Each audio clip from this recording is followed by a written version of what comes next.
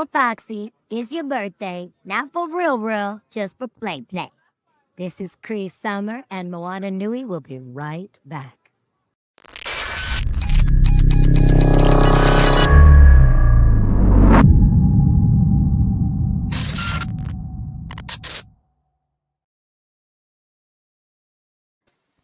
What's going on, everybody? Welcome back to another episode of Blerdkast Live, and I am your host, Mark, and today we have a very special episode. Matter of fact, something I've been wanting to do for a very long time, and we have a full panel of guests on today. But before we begin, if you haven't, please leave a like on this video and go ahead and subscribe to Blerdkast and Moana Nui Podcast so you can get more nerdy content like this and other things from other cons and conventions that we all cover. But let's go ahead and jump in. I would like to welcome my guests for this evening. Everybody here is either a press outlet or they are a director of media relations for a particular con. More on that in a second. And I'll go ahead and start with the young lady to my, what direction is this? Other direction. I'll start with you. I guess you're talking to me. Hello, Yes. everyone. I am Dana, best known as the other half of the Moana Nui Podcast. But you typically see me on the con scene with various different hats. I am the director of media relations for MomoCon. I work in media relations with DragonCon. And then I do a different hat for Ranger Stop and Pop, Ranger Stop Orlando, and the list goes on. And then I will go ahead and hand it over to the gentleman to the right of the screen, Mr. Dunn. I'm Chris Dunn. I am from the YouTube channel Geek, Dunn, Ryte, and I have also been a videographer for Ranger Stop and Pop for about the last 4 or 5 years now. And yeah, I don't wear as many hats as Dana, but you know, I do my thing. All right.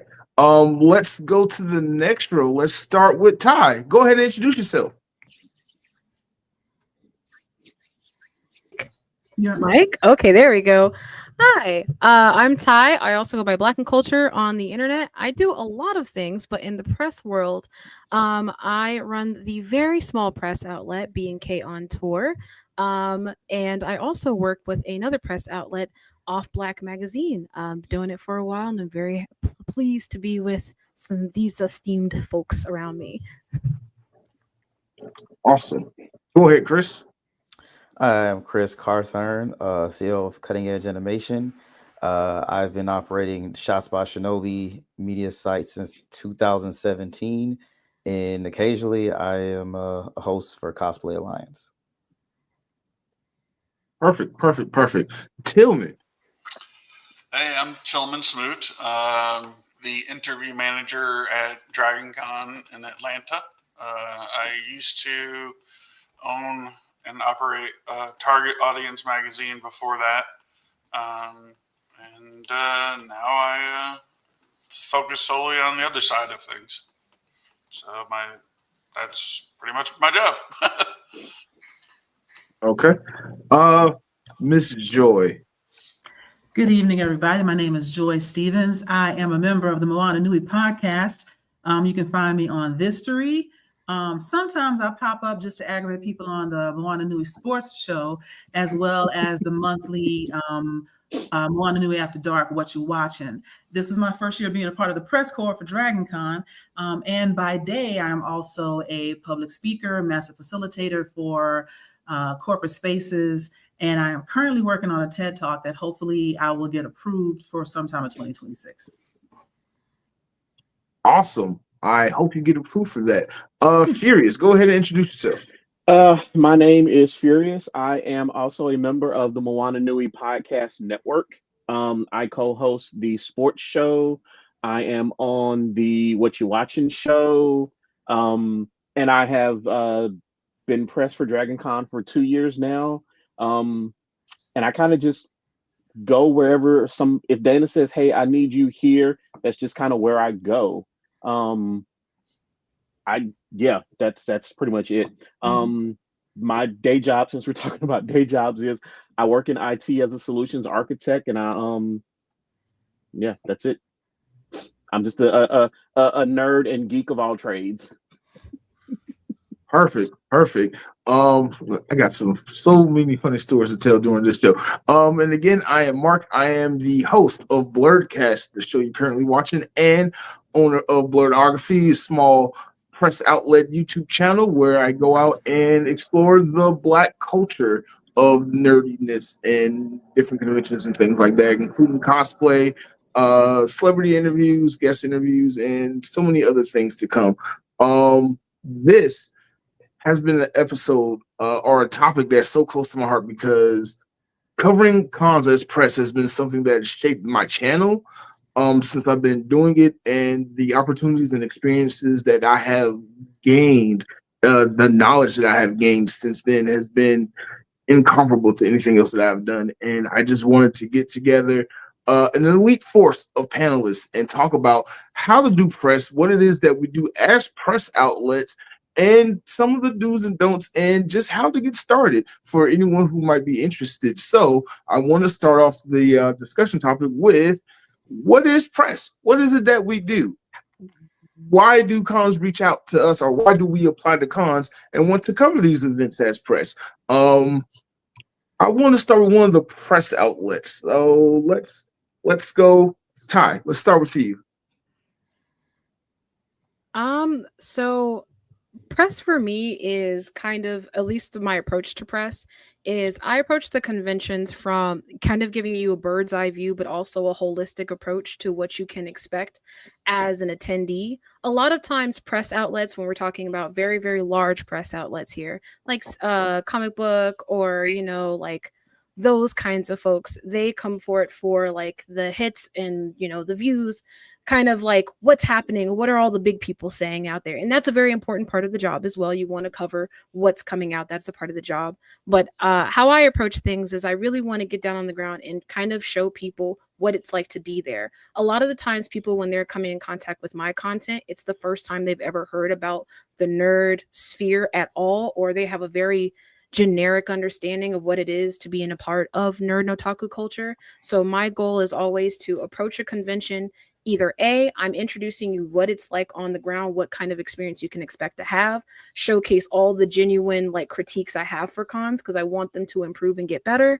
Or the other side is I'm showcasing what it looks like for someone like me, someone who is different points of marginalization. I'm a fat Black woman. So what kind of like, what is my experience? And also showcasing that I, as a nerd, do these different things. Like I've gone to different kind of like subculture events. So showcasing that we are there, we're present in so many different aspects. And I find that my particular approach to press is unique to me. Everybody has a different approach to press and what they're trying to show to what communities. So for me, that's my particular approach. That's just for my outlet. When I work for others, for Off Black, my goal is kind of similar, but from there, I'm really just going in and really being detailed about what are you paying for? I don't know if that, like, sometimes that can be taboo, but like these conventions are like hundreds of dollars, and that's just the ticket itself. Like, what are you paying for? What is the point of, getting dressed up in your cosplay and spending all this time? So that's kind of like always going to be my approach is, what are you paying for? What are you getting out of the experience? How is it going to feel like when you walk onto that con floor? And that's what I'm there to capture, really. That's awesome. That's really awesome. I actually came across you on, I believe, Instagram because I can't remember what video it was, but that was before you started doing press. So I wanted to know, or you was doing press, but you weren't doing so many cons. But so I want to ask you right quick, how has your content changed since you've been doing more conventions as press? Man, I'm glad that you brought that up. So when I started, I always tell people I started off making content in general as a blogger. I never intended to do any of this. I genuinely fell into this process. And that's kind of all the things that you love, right? You never intend that this is going to be your life. But I was already very steeped in the culture. My uncle was actually guest relations for a local con in my city. So he already kind of had an in. He was like, you know what, you really like doing this. You're like going to cons. You might as well, like, here, let me throw you an interview. And he was the first one who kind of threw me in there, just plane, and he allowed me to sit in with a interview with John Young Bosch. And that was like, I was like nerve wracked. I was like, oh my God, this is like Ichigo. Oh my God. But I feel like he constantly like pushed me in my very early days. Shout out to you, Uncle V. I love you very much. But he constantly threw me into these rooms. And of course, shout out to my local con, Anime Festival of Orlando. They were the ones to give me my opportunity, because when you get started off in the press, no one wants you in their con. They say they need X amount of years, which valid, because knowing what I know now, but it was really difficult to get in. But having that experience with Anime Festival Orlando, my uncle, getting those interviews, getting those sit downs, it helped to refine my professionalism. I don't really get those like jitteries that people talk about. Oh my God, I met so-and-so. That doesn't really happen for me. I really do see these people as people now. So I'm allowed to have like a more refined way when I approach people. And I think that's also like my content, how it's really shaped. I think I started off as a fanatic and a fan, which I love that. I'm still a fanatic and a fan if these books and movies don't say anything about it. But I think now I approach it as like, I'm a fan who's really about the work. I know what it takes to do. I know what it takes behind the scenes, and not just as from a press look, but from the look of the people that I'm interviewing and I'm interacting with. I know what it's like to be a voice actor because I've seen the work. I know what it's like to be in the comic book industry, partly because I'm a part of it, but because I've seen the work. So there's an amount of respect there. So I'm really going to like get the scoop and really introduce people to these professions, because sometimes people don't see it that way. So that's like my kind of growth, coming from like this fan kind of giddy place to now like, oh, I'm a professional. Like people always tell me when they see me at cons, like I'm not really a talker. Like I'm like, girl, I have places to be and people to see, and like truthfully, I do not have time to wait. Please throw me a granola bar and a bottle of water and let's keep it pushing. That is awesome. That is awesome. Ms. Dana, I would like to ask you, what is press from the perspective of a director of media relations? For the perspective for a convention, what we define as media and press is the media side, because press isn't the traditional press anymore. It used to be press was defined as newspaper, television, radio. But with streaming and content creation and so much more, it's broadened that scope of media and press. So for a lot of conventions,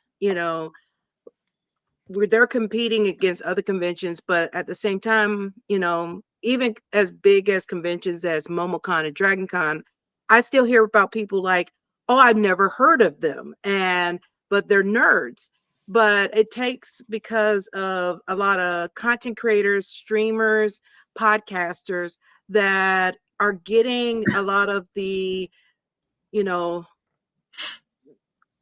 people getting their foot in the door, or they came across you because, oh my gosh, it's another Black geek, or this is another a woman that's a geek. I want to tune into her content, and they learn about these conventions through there. And that's very powerful for a lot of conventions, because we want to get in front of a lot of people to see what we're about and see what the experience is like through these outlets, and then go ahead and come to our convention, check it out. And then, a lot of these people end up becoming fans, that there are repeat attendees because they enjoyed themselves, just because they got introduced to the convention because they watched Blerdkast, or they saw something on Cosplay by Shinobi's social media.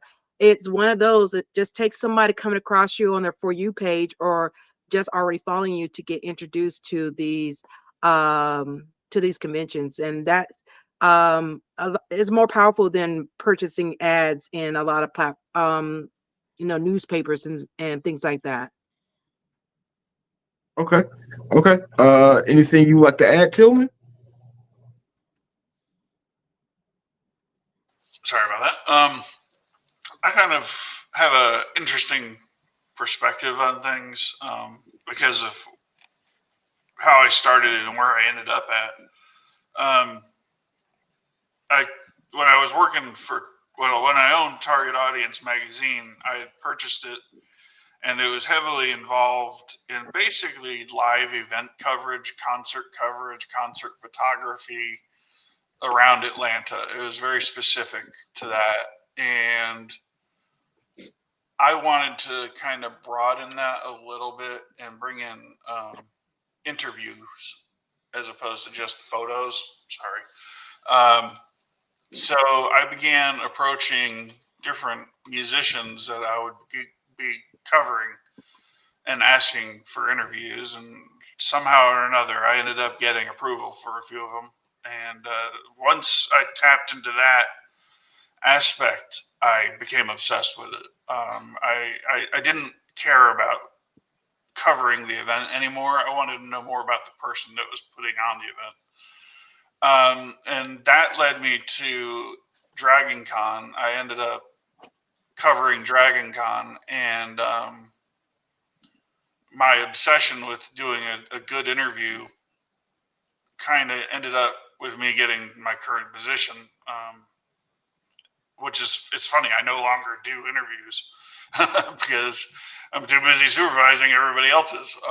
But the way I look at it is I am privileged enough to be in the room of private panels at conventions, basically, where the questions are generally, hopefully, a lot better than the ones that the everyday con goer is going to ask during a Battlestar Galactica panel or whatever.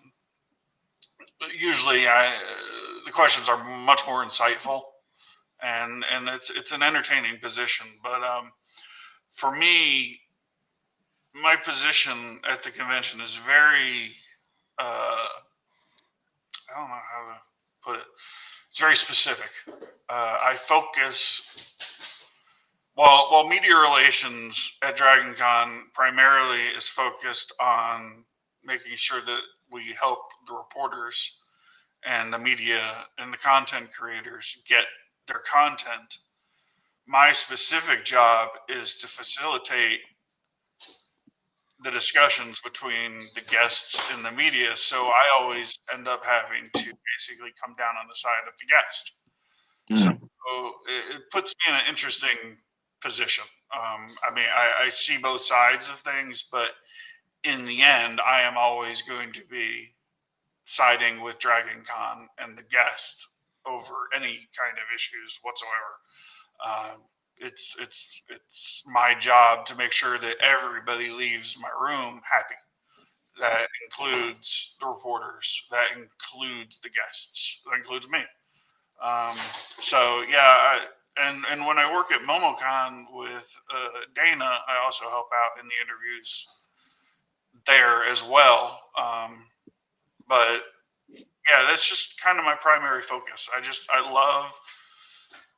I love listening to discussions, intelligent discussions. I love asking questions that maybe somebody hasn't ever thought to ask somebody before. And I really enjoy it when I hear a reporter do that. When they hit a question that I'm like, yes, that's a good question. It makes my day. It really does. So that to me is what press is. I saw a question come up. Someone asking in the live chat, what is your favorite part of doing press? And I kind of agree with you. My favorite part of doing press is when the person I'm interviewing says, "Oh, that's a good question," or "I've never thought of that before. I've never heard that question before," or they like geek out with you in their answer. That kind of does it for me. But we're going to get more into that a little bit later. Another question I saw: how for the outlets, this question is for all of the outlets. How did you get started doing press? What was your first con covering as a press outlet? Okay, I'll go. My first con doing press was MCM London Comic Con. And I was a blogger for We Buy Black at the time. And I was trying to do some Blur stuff. This was in 2017, but it kind of really wasn't as popular as it was right now. So they kind of didn't understand it at the time. So I started my own blogging site, Shots by Shinobi at the time, to kind of go that route. And I submitted. I found out you could do press at conventions. I was already a photographer. I would normally attend as a photographer. in capture cosplayers, and I got my chance. I basically spent that first time interviewing tons of cosplayers, highlighting cosplayers, figuring out how they made their costume, how long it took for them, why is the character important to them, just geeking out over different fandoms, and never turned back. I probably did the next 12 MCMs. The next year I did DragonCon 2018 for the first time, and been doing it ever since. And I feel like getting into it, I think is easy to me. I think maintaining it, actually staying professional is the hard part, making sure you're actually doing the work, because you can go to cons and it's a lot of fun and you can easily get lost, but it's making sure you actually get the work done and actually posting your content, posting your blogs, your interviews and everything like that afterwards. Right. You bring up an interesting point about the professionalism thing, but I'm gonna get to that in a little bit too. Joy, Furious, would you like to add your 2 cents into that? Furious, you want to go? Go ahead. Okay. No, go. I slipped backwards into being with press from my relationship with Dana. I've known Dana for years now. I used to work at the company that she still works at, but she asked me if it started with me cosplaying a few years back at DragonCon, and she's like, "Can I get some pictures for my outlet?" And I was like, "Sure." Next thing I know, and I've mentioned this before on some of these shows, like I was cosplaying as Rogue from X-Men, and then I saw this picture show up in I think it was the New York Times, like they did a piece on it, and I was like, "Oh my God," like I was geeking out. And then, like, you know, Dana and I stayed in touch because I didn't know she was into nerdy stuff, and she didn't know I was into it either. So we were both like, "Hey, you know, like the Spider-Man thing."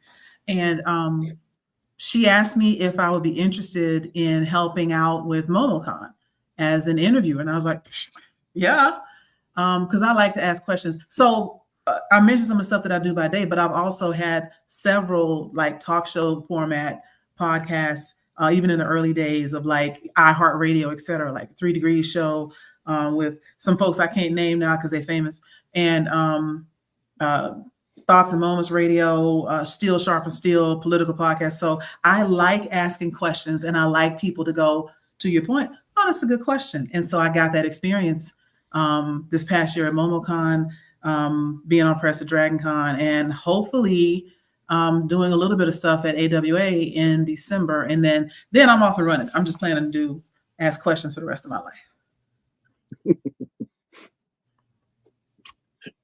And for me, it's somewhat similar story to Joy's. I've known Dana for years and would be at conventions. And one year she asked me if I could help out at MomoCon, and I was like, "Yep, let's do it." For me, the interesting thing about it is I started going to DragonCon back in like 1998. And that was because the person who was the art director at the time, he and I worked together at my day job.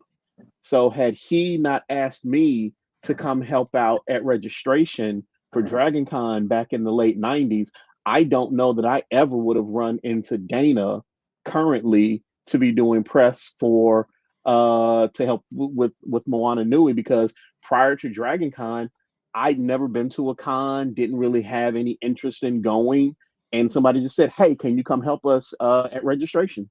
And I've been kind of in there since 98, 99, and they just can't get rid of me. Gotcha. Danny, you never get rid of us. Never. Yeah. Mr. Dunn, I know you have a very unique perspective from what you do at cons, because not only do you do press like for MomoCon, but you literally are Mr. Ranger Stop and Pop. I know you're retired, but you will never live that down.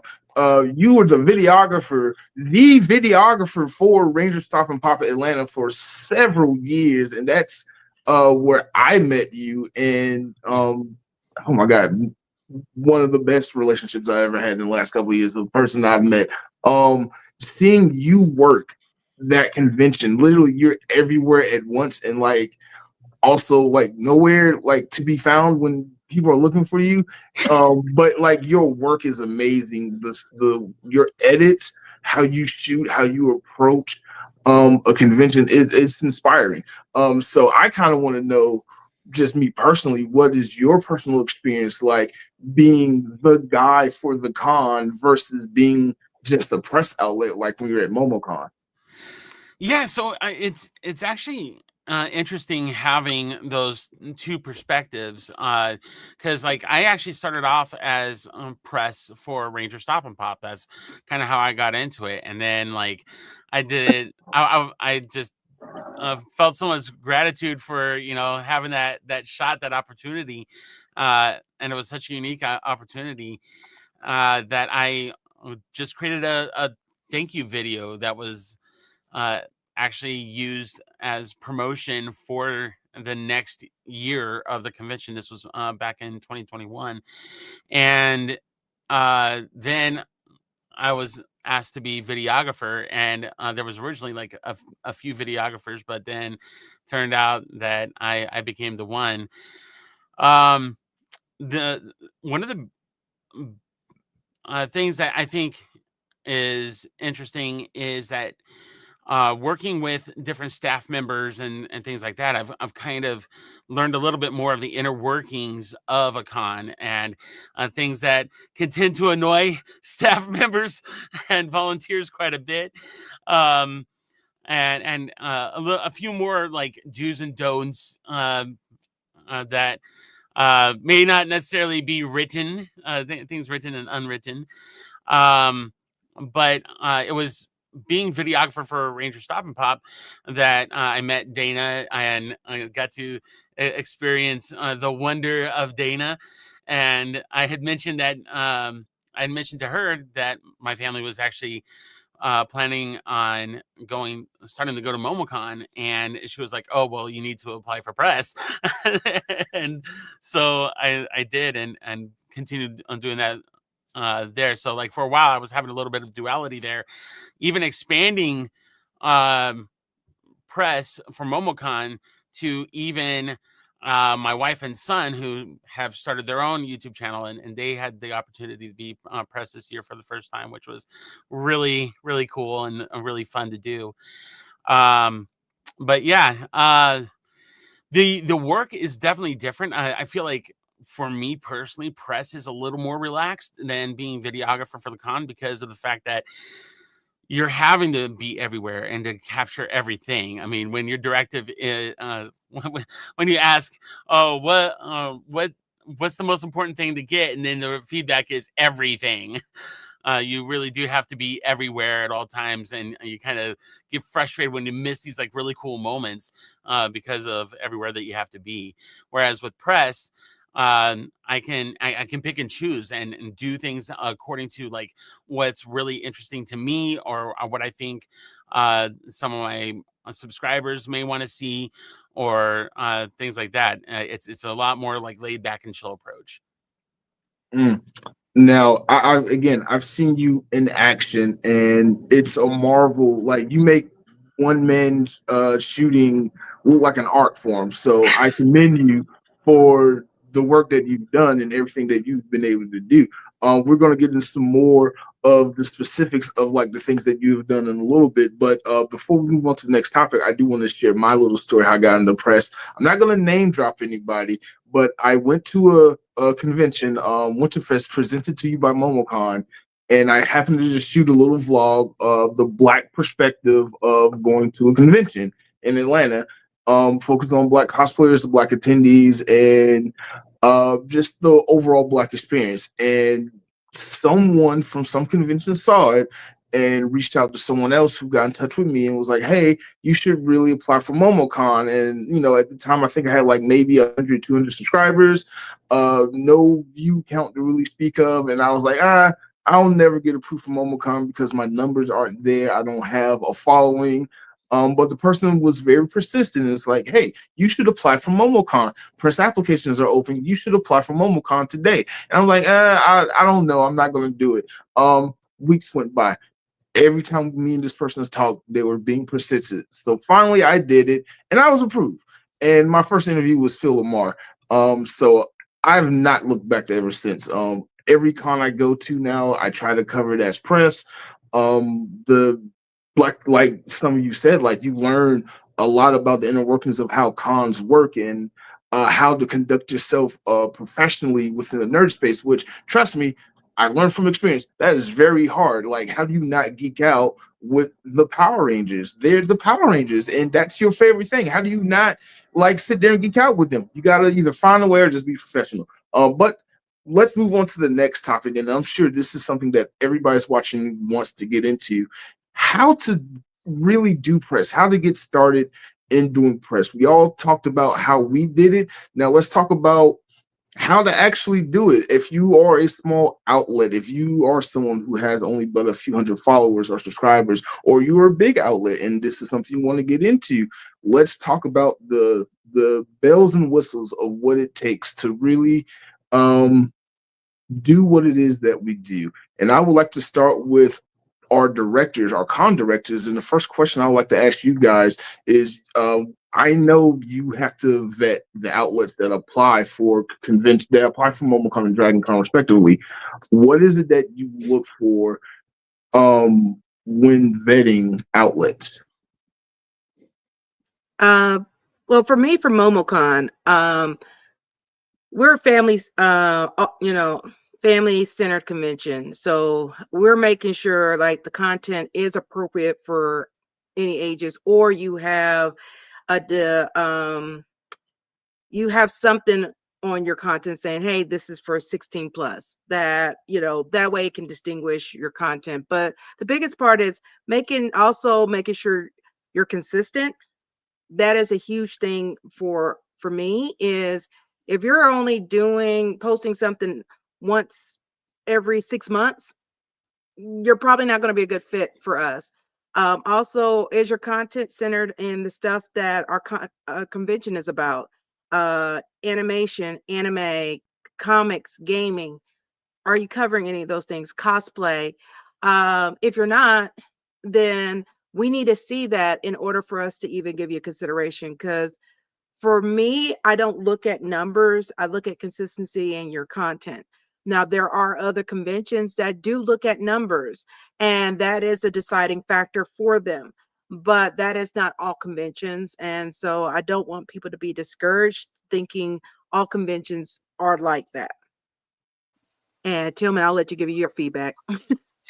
I pretty much will echo almost everything you just said. I will say that I personally do not approve who gets into DragonCon. That is not my job. That's my boss's job, Samantha, and she's very good at it. But I do know what she uses as her litmus tests for everybody, and pretty much what Dana just said is exactly what she uses. It's not necessarily about your numbers. It's about your quality and your quantity and your regularity, and whether or not you are providing something unique to the space. Just to, as an example, Mark, I'm going to call you out. Okay. When I met you at MomoCon a couple years ago, I was immediately taken by you because, I mean, look at me. I'm not a blerd. I'm the exact opposite of a blerd. I mean, I had never even heard the term until I met you. And I realized at that moment that DragonCon sorely needed that voice. It needed it very badly. And so I talked to Samantha about it, and we have really, really, really tried to give everybody a chance. If as long as you are interested in what we are interested in, I want to hear what you have to say about it, or I want to hear. I just want to see representation, I guess, from everybody, because it's we all love this stuff. We really do. We love the same actors. We love the same shows, the same stories. the same costumes, everything. So why wouldn't I want to hear everybody's take on it? But so when Samantha does her first pass, she hands it off to me, and my job at that point is basically to see which of the outlets is qualified to do interviews with the top tier celebrities, basically, like the movie stars, the TV actors, the voice actors, those people. And everybody is entitled to ask for interviews from artists and authors and comic book artists and industry professionals. We don't limit that, but we do have guidelines when it comes to who can take up the time of our Walk of Fame guests, because they are the ones that are interested in the numbers, not me. I will go to the mat for somebody if I know that they will come away with a good interview.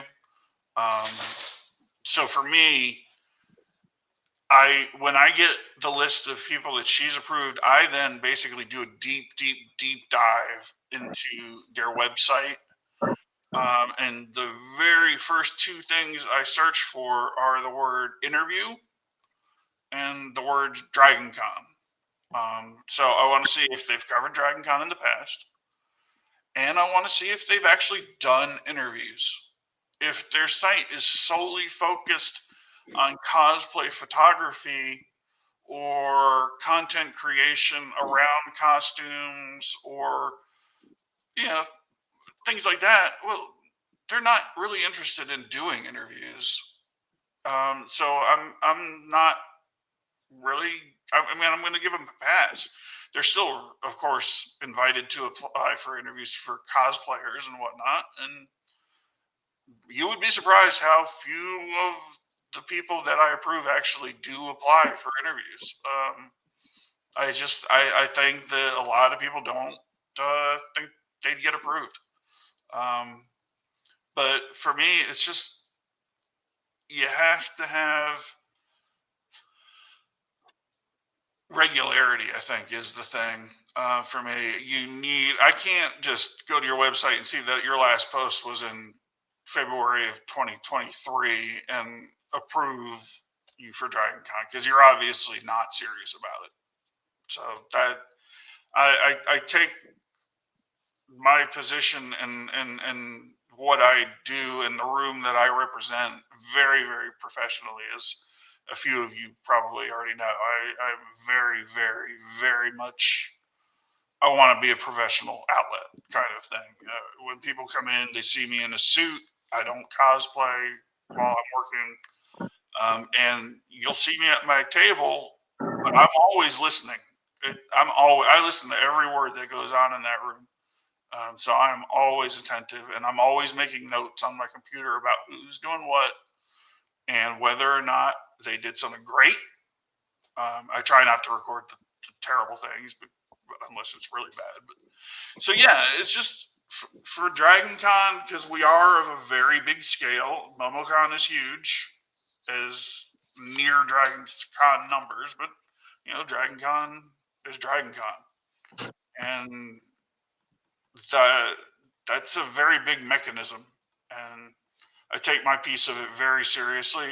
But I love you guys as the media, because I used to be one of you, and it tickles me to see the media come in and just get a grin on their face because they get to meet somebody and they have a good interview with them, and they just walk away with that memory. And then I get to see the content a couple weeks later, and it's perfect, and I love it. It's just, so yeah. I'm sorry, I probably rambled on a lot about that. But. No, that was fine. A lot of stuff I want to touch on, but first I do want to ask the outlets. We all started somewhere. But now that we have started and we are in our routine of covering conventions, what is your prep like? What is your process of approaching a con like? How do you plan and try to work out who you're going to interview? Because different cons operate their media differently. MomoCon's media experience is completely and utterly unlike any other con versus, say, DragonCon or Ranger Stop and Pop or AWA, which I'm going to get into AWA also since Victor couldn't be here. But for any of the outlets, I want to start with the Chris's. What is your approach to covering a con as a press outlet? My approach, like I said, different cons operate differently. Let's say I'm going to DreamCon or MomoCon. They have kind of similar. They operate a little bit similarly in the fact that they reach out to you. They have a schedule of, this is the press schedule that you can go to interview the talent. So you can look up, okay, these are the people I want to interview. You can prep your questions. You can prep all those things so you know exactly the time that you're going to be doing those interviews. And you know you're going to be in a room with the kind of like a round robin type interviews. And I really like that format because it's always formal. It's always generally goes smoothly because the talent is used to press interviews in that way. So I think it's easy to prepare for those. And say it's always nice when you ask that question. You can tell that they haven't gotten that question before, and they and they're kind of excited to answer that question. But also, some of the other cons a little bit more difficult, right? Or to get interviews. I have had let's say, I don't want to call it a name, but met a celebrity and asked for an interview, and we talked, and they were very friendly. But they're like, oh, but I'm only looking at mega number outlets at this time, which understandable. So you may get hit with that. But there are some people that say, oh, it doesn't matter how small you are. They're kind of interested in your voice because your voice is different. And then a lot of different people. Sometimes a lot of the major outlets talk about the same exact things. So that's also one of the unique things I try to do is just come from my perspective, not trying to cover the main topics that everyone else is going to consider. Mr. Dunn, anything to add?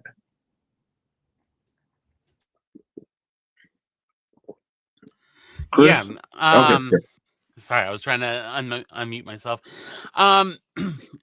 Yeah, I mean, I think a lot of it is like checking out. The first thing I do is I look at the rules for the con initially, as far as in terms of press, because there's always like minute changes. Even if you've covered a con previously, there's always something different in some way, shape, or form. And then in terms of interviews, kind of coming up with a list of must do's versus nice to do's, and prepare myself for any sort of flexibility in that space.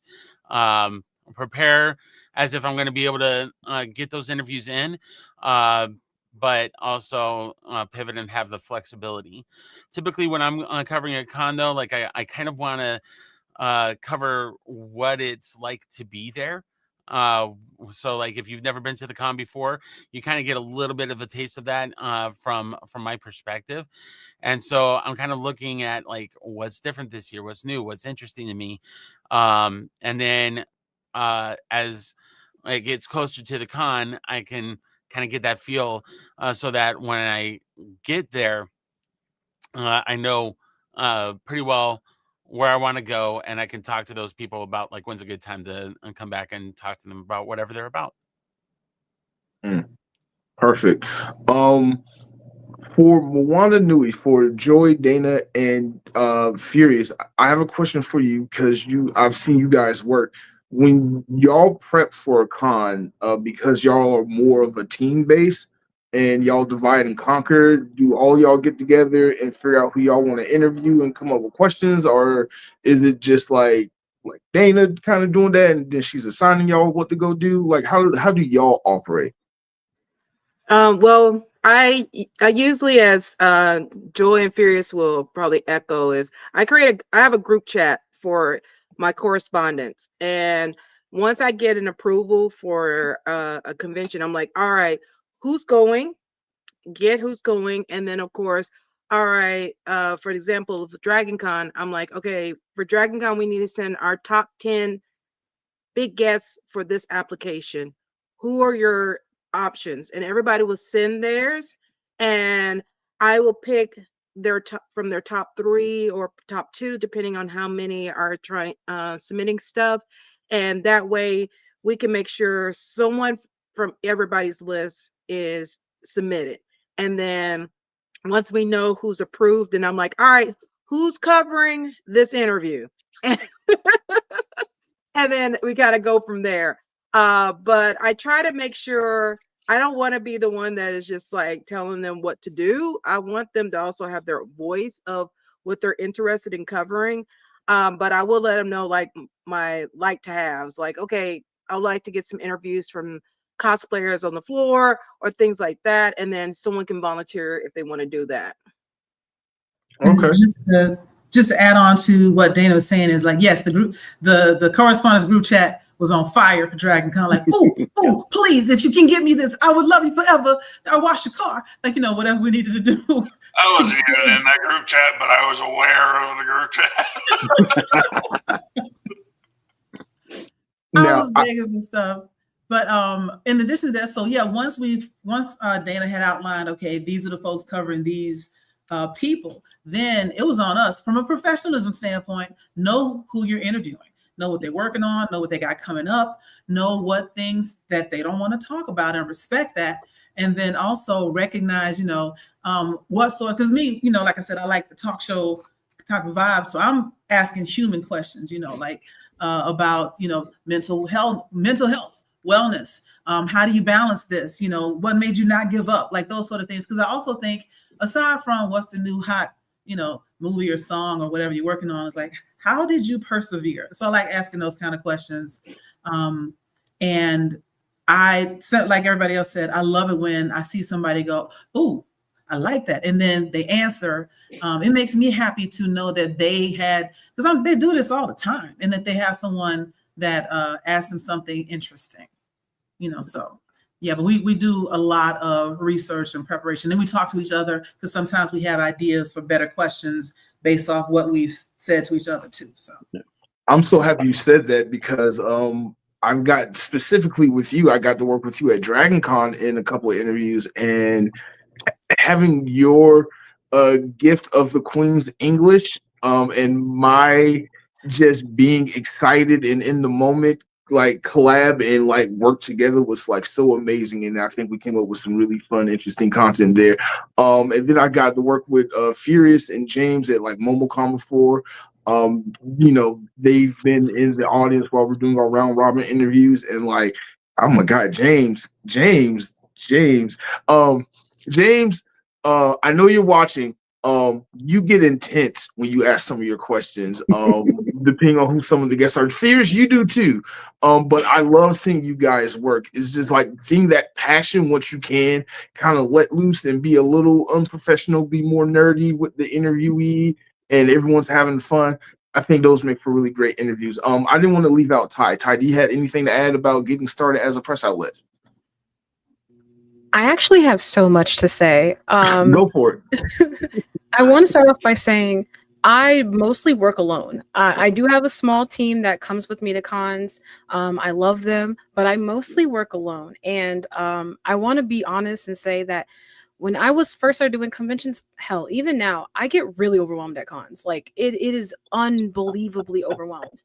I typically, before I go to conventions, I have a group chat, I have a Google Doc, I have all the, God, if you name it, I promise you, I plan for these conventions like I am planning for my funeral. I swear I do. I get to that convention, I grab my press pass, I walk out on the floor, I'm like, what the hell? Where am I at? Well, how did that shocked Pikachu face every single time? I never can get, I can never get it together. I'm with you right there. Me and you right there. I feel like the best thing I can say is one thing I've learned is I really did have to overhaul the way that I did. A lot of specifically Dana and Tillman, you guys brought up something that was very important to me, was consistency. When when you're starting these conventions, it was really hard for me to be consistent because conventions have very short time frames. A lot of conventions they either want 30-day or 60-day turnaround. And for me, when I first got started, I was like, "Ooh, I'm going to cons. I can do the content." I was going to all these cons and I really couldn't do the turnaround because I was so exhausted. I was doing cons back to back to back. I couldn't get the turnaround. It makes you look unprofessional. I'm telling you this as somebody. Hey, ain't no shame in my game. I got denied from MomoCon because I wasn't consistent. Baby girl had a lot on her plate. She had to really reorganize the way that she was doing conventions. Remember that if this is not your day job, this is a privilege. Point, period, and blank. Yeah. You have really got to prioritize what you are doing. I love doing press genuinely because this is my passion. I get a lot of gratitude out of it. And like, I like seeing people when they look at my content and they see me doing these things, like it's really gratifying. But like from a professional standpoint, I've had to genuinely overhaul the way I prep for cons. So now my first thing is I come up with a checklist of the 10 things that I'm going to complete no matter what for a con. So for my checklist, it's for me, I like to do at least 1 or 2 floor interviews. I like to get on the floor. I like to ask people, how's their experience? Sometimes at my experience, getting interviews can be very 50-50. Some cons are very good about getting you interviews or even at least trying. Some cons, they'll be like, yeah, I got you an interview. And they'll never tell you. And, and you'll just, the email was sent in vain. At least that's from my perspective. I know it's different on the other side, but I'm just letting you know, being honest. So for me, I don't necessarily aim for big interviews. What I try to do is I read those rules. I see if you can walk up to someone at their booth. Always be respectful, of course, but can you walk up to people at their booth? Can you talk to artists in the alley? How to cosplayers? I always try to get 2 interviews. That's my goal. I'm not a big, I love interviews, but I'm not a big interview girly because they're hard to do. Tillman is right. It's very difficult to stop and slow down and ask people really poignant questions. The next thing that's on my prep list is I want to make sure I'm hitting the right, for me, panels are everything. No one wants to sit in a panel for some reason. I am a panel girly. I like to sit and listen what these fans sat in, for 6 to whatever months to prep for this con. I like to go in, especially if it's an interesting panel or a panel that talks about something with representation. My goal is to go in there and to capture that information. So that's number 2, making sure I hit all the proper panels. Number 3 for me is always make sure I have all of my equipment. Even though I say that, I always miss something, but to check my equipment, make sure I have clear lenses. God, a clear lens. If you have a dirty lens, I shoot mostly on a phone. I have a DSLR and I still shoot on my phone because I don't know, for whatever reason, I got sticky fingers. And then the rest of my checklist is just making sure that I'm hitting the content that resonates with me and my audience. I'm not necessarily somebody who's a big outlet, so I don't necessarily have to worry about who's doing what and what new anime dropped. Honestly, that stuff doesn't interest me anyway. I'm going to cons because I like to see people collecting plushies. I like to see furries. I like to see cute girls dressing Lolita. I like to see, Black people doing things that we necessarily, people of all different creeds, that's not necessarily something that we've ever even thought to see ourselves in. I want to see that. So after overhauling the way I do conventions and approach conventions, the opportunities I've had have completely shifted. Also pacing myself. I don't necessarily do a convention once a month. That's too much for baby girl. She got a day job.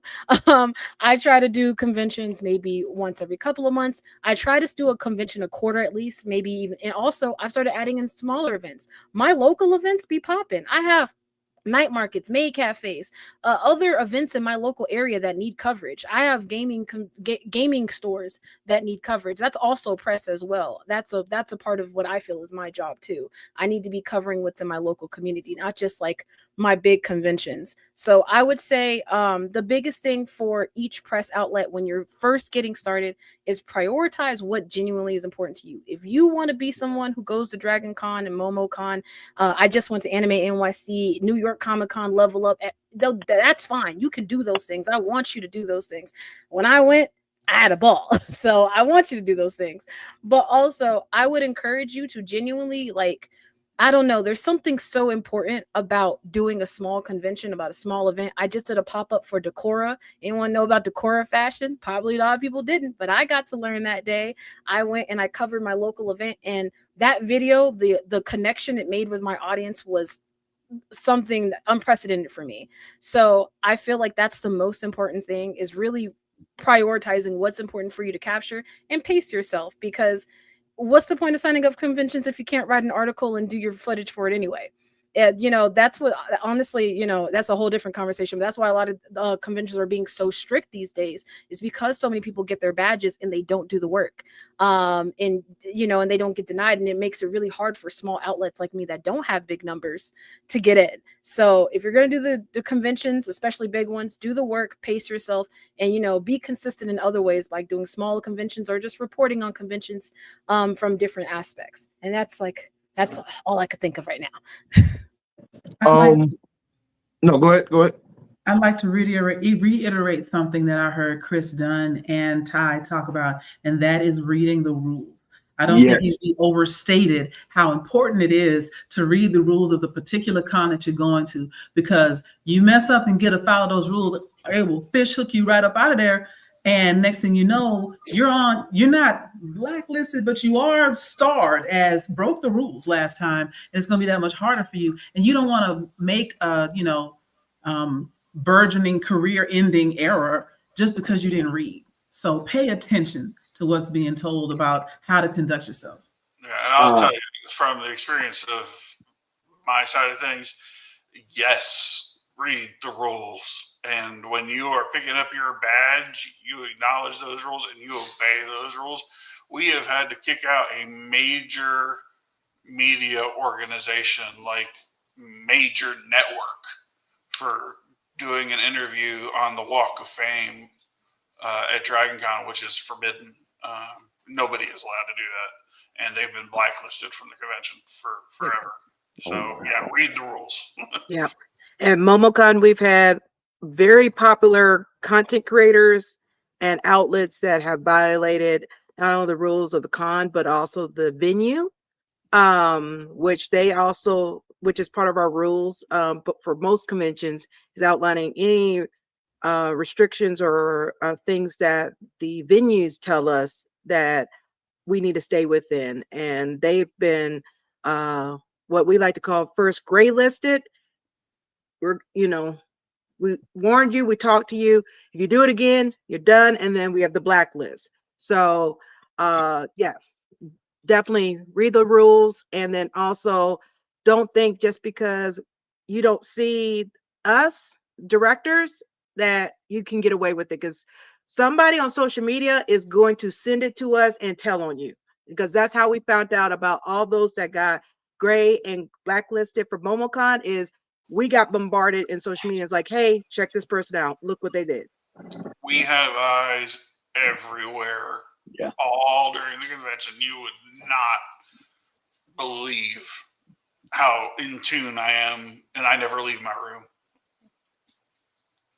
Yeah, I've gotten random messages from both of y'all after a con. It was like, hey, we noticed you did this thing. And I was like, oh, y'all really can't see everything. But Ty and Chris, y'all said so much I want to get into. This is going to go into a second part next year.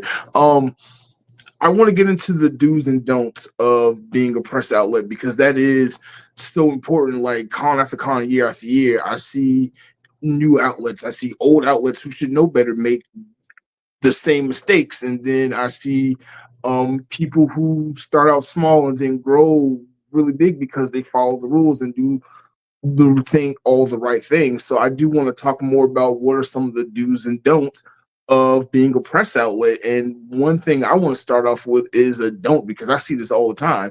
If you're a press outlet, do not ask for autographs during the interviews or go up to their tables and ask for autographs because you did an interview with these celebrities. Like, please do not do that. They make money off of their signatures, their brand, their likelihood. That is why they're there, to make money. Do not do that. But this is an open for everybody. Part of their agreement with the con, a lot of them have guarantees that they have to make so much at the booth, or the con has to pay that difference. So they're very conscious about that. that, and when I found out about that, that blew my mind. But yes, but again, everybody, this is an open discussion. What are some of the do's and don'ts of being a press outlet that you want to bring up that you think are the most important? Sorry, Dana said something that is really, really important, and I've seen some press outlets not be considerate of this. Guests at tables do have guarantees for certain conventions, and if you are at a con where lucky enough to be at a con where they allow you to do interviews at tables, be cognizant of the time that you spend at that table. Yes. Because the time is money, literally at a con, because the amount of time that you take up is on time that they are not spending getting the money from the guest. So be considerate of that. If you're going to be interviewing at a table, keep it to a minimum. You don't need to ask your laundry list of questions. And also, when you're formulating your questions for the interview, keep the questions short. They don't need to know your life story before you answer the question or ask the question. Big facts. It's cool if you're vibing and everything like that. However, just be aware of all those other people that are lining up behind your camera. Yeah. One thing I'd like to throw out is when you're interviewing someone, whether it's in a one-on-one interview or a group interview, be aware of the things you should and should not ask. Yes. Oh my God. Yes. And Tillman and Dana probably know the one that I am referring to, where somebody from a different press outlet, I don't even know who the outlet was. I have been dancing around this subject in my head all night. But yeah, that's why I was like, I'm not going to mention who it was. I'm not going to mention the guest. And like I said, I don't even know the press outlet, but they asked a question that the guest clearly didn't want to talk about. And then they continued to press the issue. Oh, I know what you're talking about. Yes, you do. And you could see the frustration on the guest's face, and that made the rest of the interview time kind of the vibe of the whole room was just off at that point, because it was a situation that this person has no control over, but you just kept pressing the issue. And again, the expression on their face was like, why are you doing this? Why are you doing this? So and that's where the prep work comes in. Once you know who you're going to be interviewing, do your research, find out what's going on. We had a guest that I'm a big fan of, that before the interview, I asked them if it was okay if I asked them about their podcast, because their podcast was about their parents, and both of their parents had recently passed away. And I made it a point to ask that before the interview so that there wouldn't be anything like that on camera. And they were fine with me asking. Do your prep work. Know what to and what not to ask.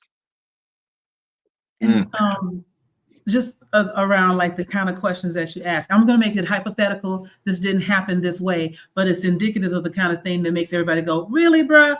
Like, don't sit in front of a celebrity and ask them, like, who would win in a fight, Superman or Goku? Like, why? Oh my God. Why are you asking them that? Because one, nobody cares, and two, you wasted time, very precious time, to ask that asinine question. Please do not. That's what I was saying earlier. You know, hopefully we're going to hear better questions than we would hear at a panel. Ultimately. Yes, I want to piggyback off of that, Joy.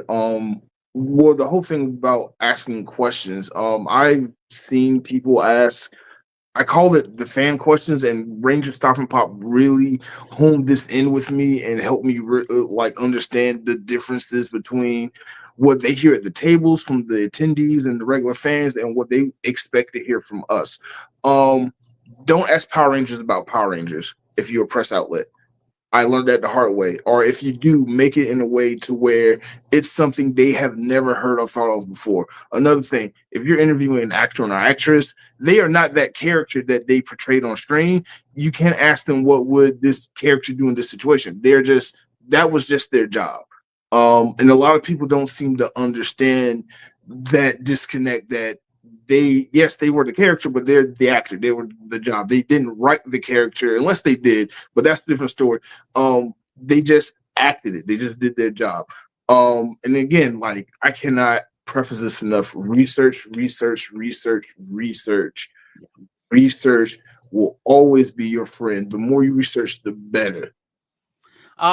Yes, and specifically research what they've been asked before. Yes. Look at other press outlets. Just look out on YouTube or whatever, and what is like the one question that they get asked over and over and over again. Never ask that question.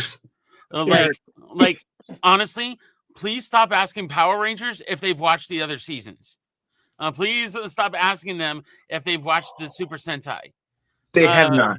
None of them have. Guarantee. I mean, that's one of the things that is helpful, because like you can look all over YouTube for whatever actor is consistently at cons, and you might get a few that it's their first time being at a con, but ultimately though, just look and see what other people have asked, and then like, it's not a problem to ask that question again, but maybe try and find a different way to approach the question to get something new and different out of it.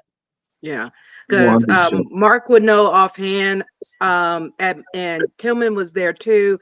1 year, because I know for a particular guest, because they get asked this, and they've been in the industry for 30 plus years. They're constantly asked this one question. They have it as a forbidden question. And I had to announce to outlets, please do not ask the following question. And a lot of times that happens for like voice actors that's been in the industry for several years. They constantly get asked, how did you get into voice acting? Steve Bloom, who's been in it for 30 plus years. You can find 30 years worth of interviews on that. Don't ask that man that question again, because they're going to say, well, yes, I've been asked this before. And and as it was mentioned earlier, you can tell a very difference of their just the energy of them and their face, because as soon as they get asked one of those triggering questions, or those questions they're constantly asked, they go into that PC mode. It is not happy, it's not sad, it is just like, I'm getting this out the way. Yes. But when you ask them a unique question they've never been asked, or you actually done the research, like for my outlet, even for myself, I do that purpose, and I'll ask them like, oh yes, when I interviewed one of the Power Rangers, I was like, oh yes, before you became a Power Rangers, I saw you were actually in the minor leagues baseball. They were like, whoa. And when I see that, I'm like, yeah. But Google is your friend. That's all I gotta say.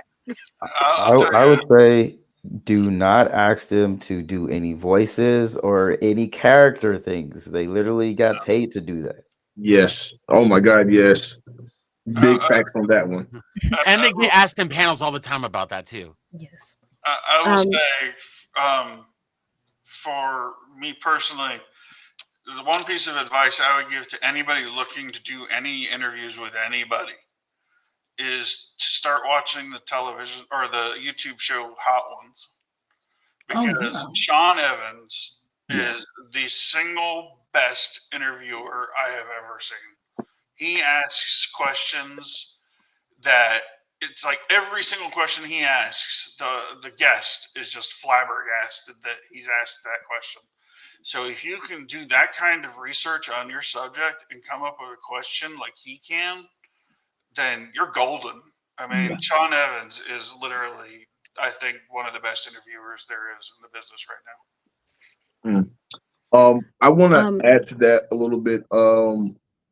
My approach as an outlet, especially when I'm prepping questions, especially if it's like a big guest or any guest for that matter, is to be a journalist first and like a fan later. If you can be a fan, sure, but like be a journalist first. How would, if you were interviewing the president, not this one, but a president or someone more dignified or some other world leader, how would you want to interview them? What kind of questions do you want to interview them? Because I work in media and I see all the time of how big billionaires control the voice of the media outlets and things like that. And when I'm out at these cons, I want to be a journalist. I want to get down to the truth of a certain issue or a topic or something, as it relates to my audience, to people who are watching my videos. So again, research and professionalism is going to be your best friend. I'll let Joy go first, and then I have some. Go for it. Say, you mentioned be a professional first and a fan later, and I would like to give my confession about being professional and then being a total fan. Not even 30 minutes later. And I will name names because it's imperative to the thing. So we got a chance at MomoCon to interview the one and only DMC. Oh yeah, I remember that. That was a really y'all big don't understand. I've been in love with that man since I was like 14 years old, right? And he is sitting right in front of me, and I'm being professional. And I looked into the background, and I knew that mental health was near and dear to his heart. And so everybody else is asking him about like Run's house and blah blah blah. And he's talking about it because he's a good guy. And so we started having a conversation about. I think his interview went on for like an hour and a half. We started talking about yes, an hour and a half, and his manager was like, "Tell me if I need to make him shut up." We're like, no, he can talk forever. And so I felt like that's probably one of my favorite interviews that I've ever done. And when it was over, then, he was taking pictures because that was part of the deal that we could take pictures in the room during MomoCon. And as I got close to him, I didn't shoot my shot, but I shot my shot because I was like, I love you since I was 14 years old. I just want you to know that I think you're an amazing person. Like I just think you're an amazing person, and I think you're great, and I just love everything you do, and I wish the best for you and your family, blah, blah, blah, blah, blah, blah. And he gave me a hug, and I was just like, do I suggest people do that? Absolutely not. Could I have gotten in trouble? Maybe, if I didn't read the room correctly, and I figured like I could get away with that. But I also was respectful, because if he had told me thank you from a distance, I'd have shook his hand and walked on my way. But he gave me a hug. I did not go in for it, and so I felt good. But yeah, that's probably the highlight of my life. Got to be honest. You know what? I got a confession to make too. Because it is really hard to not have that fangirl come out of you while you're mid-interview. So this past Ranger Stop and Pop, I was working on a documentary that you'll see this February called The Black History of Power Rangers. Yes. It's going to be amazing. And that's why, like, when you said read the room, you really got to, like, experience is key, knowing, like, seeing the same celebrities in the same environment over and over again and understanding how they operate really helped me out. There were moments that I was fanning out. Like I'm trying to remember my outline, my questions, and I'm interviewing Paul and Jason, Bulk and Skull, and asking them about their experiences on set with the Black cast members and what representation meant to them. And they were so super interested in the subject and the whole documentary. I'm sitting there on camera trying to just conduct the interview, and I'm just geeking out. Like, this is Bulk and Skull. I want to cosplay as Bulk one day. And, like, they were the reasons why I watched Power Rangers. Like, they were the comedic reliefs, and I'm sitting there just trying to ask them questions and not geek out. But I geeked out. Like, I just geek out. But they were so cool about it, they geeked out with me. And it made for, like, great B-roll, not B-roll, but, like, a blooper reel or something like that. The same thing with I did the same thing like a couple of minutes later with Catherine Sullivan.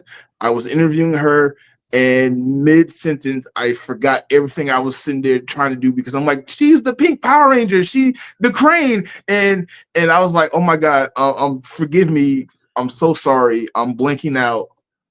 I'm having a fanboy moment mid-interview, and she's like, go ahead, have it. And I had to like kind of wing it until I got back on track. I was like, okay, good. So reading the room works, especially if you have experience and you understand who you're interviewing. Now, that hasn't always worked out for me. I have had some really bad interviews. One, I'm not going to name the person, but it was at a small con, and they were roaring drunk. And I'm like, I don't even know how to, A, conduct the interview, but B, how to salvage it. I haven't posted the interview yet. I don't know if I'm going to, given who the person is, but I've had some completely read the situation wrong. There's even a part of that same interview where another voice actor, the voice actor of Shao Kahn, he walks by, and I'm like, "Hey, can you save me? Can you save me out of this interview since you know the guy very well?" And he was like, "Nah, I'm here with my kid." And I was like, "Oh, okay, this interview is going south real quick." So yeah, you gotta know how to read the room. You gotta understand the situations you're in. Learn the do's and don'ts. Read the rules. There's so much that goes into what we do that makes this like both fun and interesting and get complicated at the same time. I also want to touch on journalistic integrity, which is what you just referred Yes, to. yes. When you said, I don't know if I'm going to post it. I haven't posted. I don't know if I will. Is it going to, would it be worth, and it's not, would it be worth the additional views going viral, et cetera, to damage someone's career over something like that? Like if they get caught by TMZ, well, you knew TMZ was out there. That's what they do. But if you're with, anybody on this screen, I would assume is more interested in the story and the life, et cetera. And if they are, caught, not being at their best, is that something that we really want to put out there just because, like, I would say, I don't even know who that person is, but I would say I would elect not to. Like, there's no reason to cause them damage for an extra 30 likes. You know what I'm saying? Like, no, I agree. That's why I've never done anything with the content. It's just there. I have a better interview, but that's for a different purpose that I'll use later. But the one that I have for my channel is just gonna sit there. Because I don't, you're right. I don't want to throw his name out there because he's kind of had a downward spiral in his career in the last couple of years. But also I'm not that type of content creator where I clout chase, where I clout chase. Chris, we're going to get into that in a second. Yeah. Man, you hit a button there with clout chasing, man. Wow. I do want to take a moment, and Ty mentioned this earlier, and I think that this is really, really important, and it's surrounding gear. I'm along with other things that I geek out about. I mean, gear is one of them, and not just like being prepared with the type of gear that you're going to be using for the convention. I mean, but also making sure that that gear is in good condition, that your batteries are charged, that you have portable battery banks. If you're using a phone, do that. Have some like lens wipes to clean your camera. If you have like a rocket pod to blow out the dust from your lens, things like that, making sure that all of that is ready to go. You have, if you're going to be using like a mirrorless camera or DSLR or whatever, what lenses are you going to be using? Kind of getting in your mind what type of things are you going to be capturing? Are you, and then prepping for that, make sure your microphones are charged. People will forgive bad video, but they will not forgive bad audio. Yeah. Oh my God. Yes. And so making sure that all of that is on point is I think a very big do in terms of prep for the convention, but also maintaining that equipment during the convention, making sure that everything is ready at a moment's notice to be able to capture whatever may be happening, because there could be something that just is the most amazing anecdote or B-roll content or whatever that could really amplify your content. And if you're prepped and ready to go, you'll be able to capture it. Yeah, I also have some. I love that gear is a big thing. Like I said, lens wipes. If you wear glasses, as most people on this podcast do, shout out to paying mortgage on our eyeballs. So comfy shoes. I have 2 pairs of sneakers, and I know people are tired of seeing my beat up pink ones and my beat up black ones, but those are the most comfy sneakers I have, and I will wear them at every con until the souls start talking to me. Please get a nice pair of comfy shoes. You are walking up and down stairs, standing on escalators for long periods of time, waiting behind people who walk too slow, going standing in front of people who are walking way too fast. You need a pair of comfortable shoes that can get you around, especially when you're talking about these big events like I did MomoCon 2024, and that was already been. Now y'all opening up. Oh Lord Jesus. So please make sure you have a pair of comfortable shoes, business cards.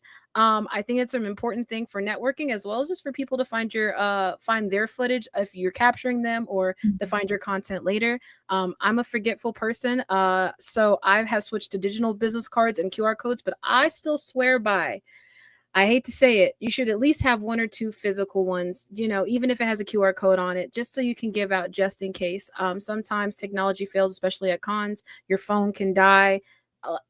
It's best practice to charge everything. But like I said, I'm an unconventional person. So my phone dies midway through the day and I'm constantly on the wall just begging people, can I please have a better charge? So make sure that you have a physical business card. Be mindful of kids. I don't know. This is something that no one really talks about content, but I've seen with content creators and other press outlets, people just snap people's kids. And just because the convention badge does say technically when you are at the con, you consent to having your picture taken, I still think it is best practice to ask people for consent before posting their children.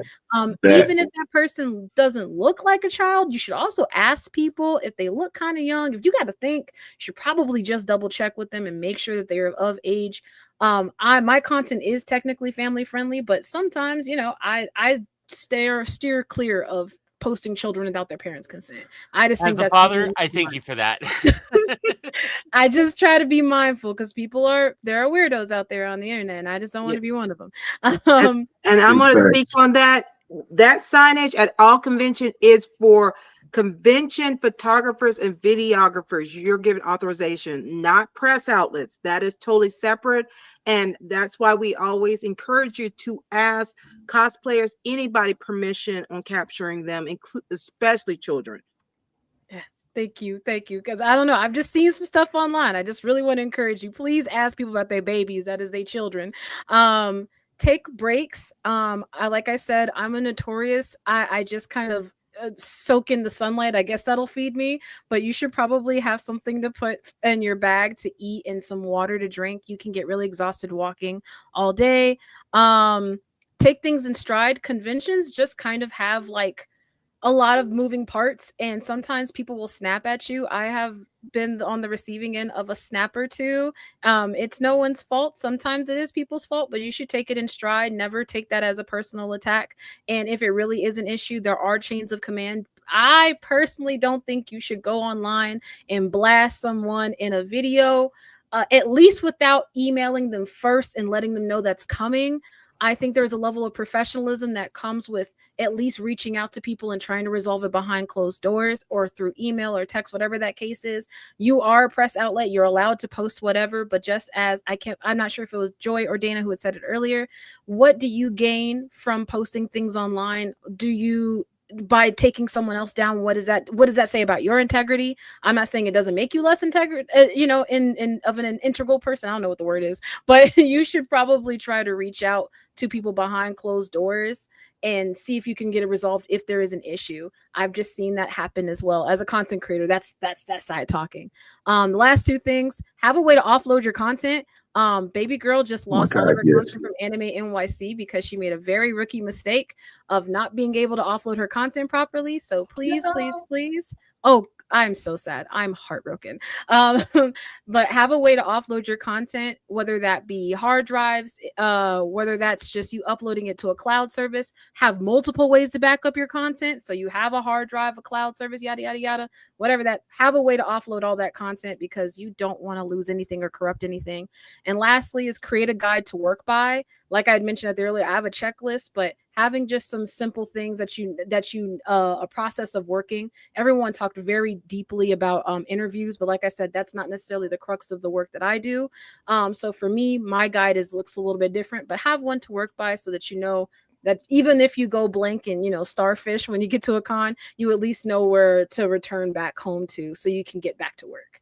And that's all the stuff I could think of. Some good And Mark, I just want to say one additional thing on the convention staff perspective.